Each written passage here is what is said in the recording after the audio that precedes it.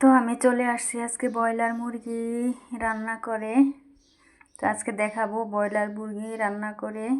দেখুন আলহামদুলিল্লাহ কতটা সুন্দর হয়েছে, মাশাআল্লাহ অনেকটা লোভনীয় হয়েছে দেখতে।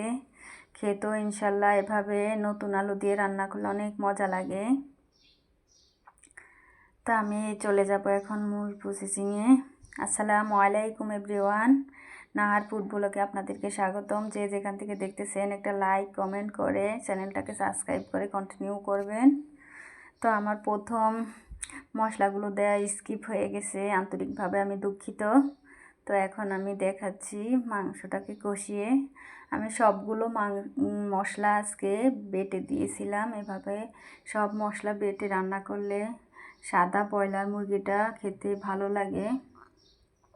আপনারা কে কে এভাবে রান্না করেন কমেন্ট বক্সে জানাবেন। তো আমি এখন মাংসটাকে ভালো করে মশলার ভিতরে কষিয়ে নেব। মাংসটা যত সুন্দর কষা হবে রান্নাটা তত মজা হবে, এটা আমি সব সময় বলি, এখনও বলতেছি।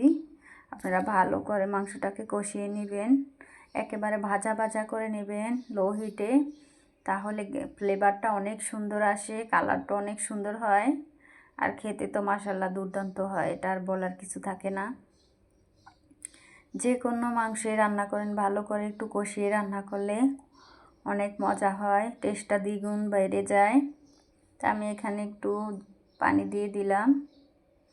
তো এখন আমি দিয়ে দিলাম একটু আলু পরিমাণ মতো। আমি পানি দিয়ে মাংসটাকে একটু কষিয়ে নিয়েছি, সেটা স্কিপ করে দিয়েছি কারণ ভিডিওটা অনেক বড় হয়ে যাবে, সেজন্য আর দেখালাম না। এখন আলু দিয়ে মাংসটাকে ভালো করে নেড়ে চেড়ে দিতেছি। তো এই তো ভালো করে একটু চারপাশ দিয়ে নেড়ে চেড়ে দিতেছি যাতে কোনোখান দিয়ে পুড়ে না যায়, লেগে না যায়, সেজন্য সাইড দিয়েও ভালো করে দিলাম।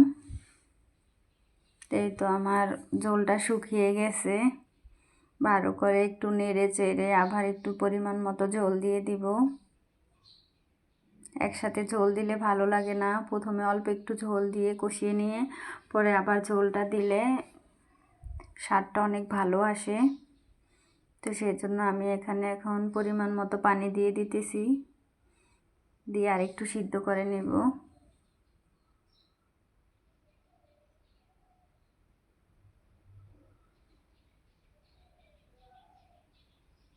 চারপাশ থেকে একটু ভালো করে নেড়ে চেড়ে দিতেছি।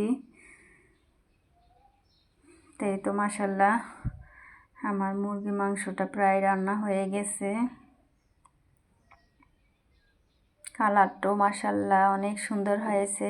তো আমি এখানে একটু জিরা ভাজা করে গুঁড়া করে দিছি, তাহলে ফ্লেভারটা অনেক সুন্দর আসে, দেখতেও ভালো লাগে।